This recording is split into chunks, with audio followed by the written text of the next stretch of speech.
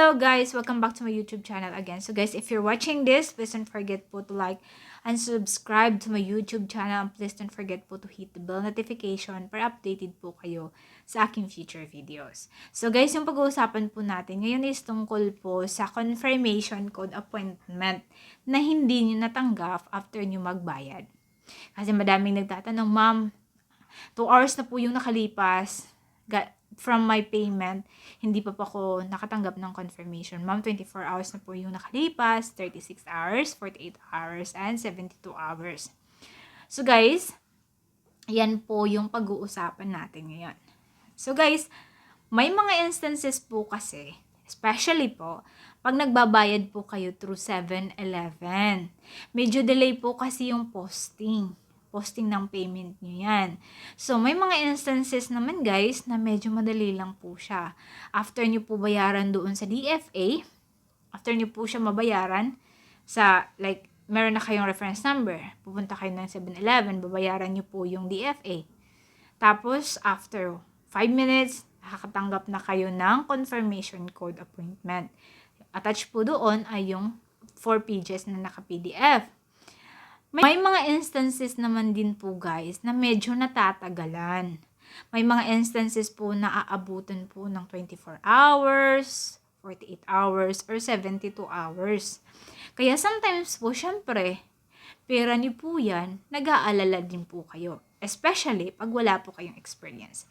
But sa amin po, as Okukas Travel and Tours, and we do assist po online passport appointment, hindi na po kami nagtataka kasi relax na po kami masyado kasi nadaanan na namin yan many times. May mga instances na after payment, 1 to 2 minutes, dadating ka agad. May instances na after 24 hours. May instances na after 48 hours. May instances na after 72 hours. All you have to do po is maging patience.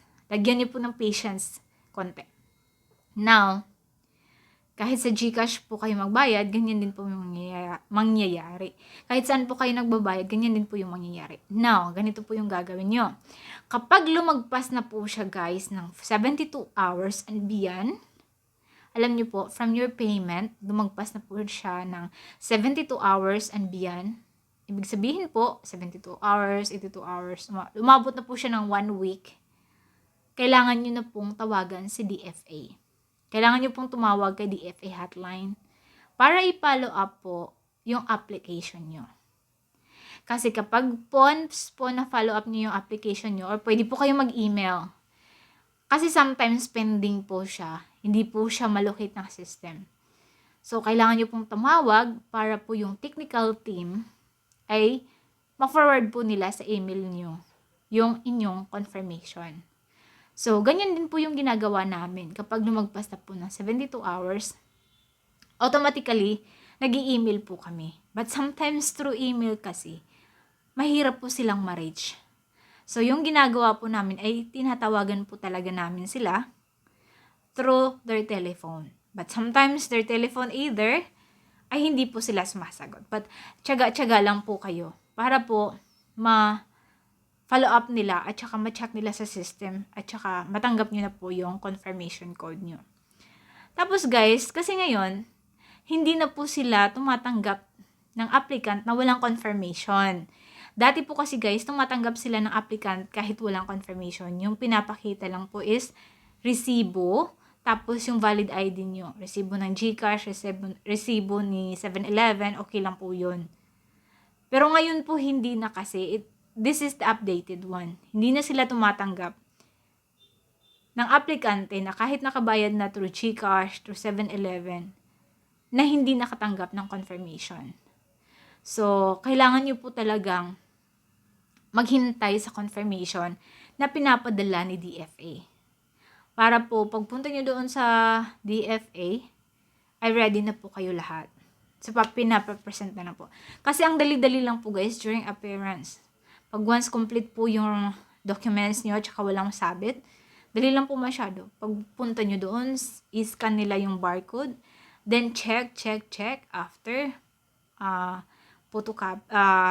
pinapacheck sa inyo kung tama po ba lahat. Then after, picture, fingerprint, then signature, then good to go. So, yun po guys. So, kapag kayo po ay naka-experience po ng delayed, please be patient po until 72 hours. Kapag po lagpas na po ng 72 hours, kailangan nyo na pong tawagan ang DFA hotline para po ma-follow up po yung application nyo.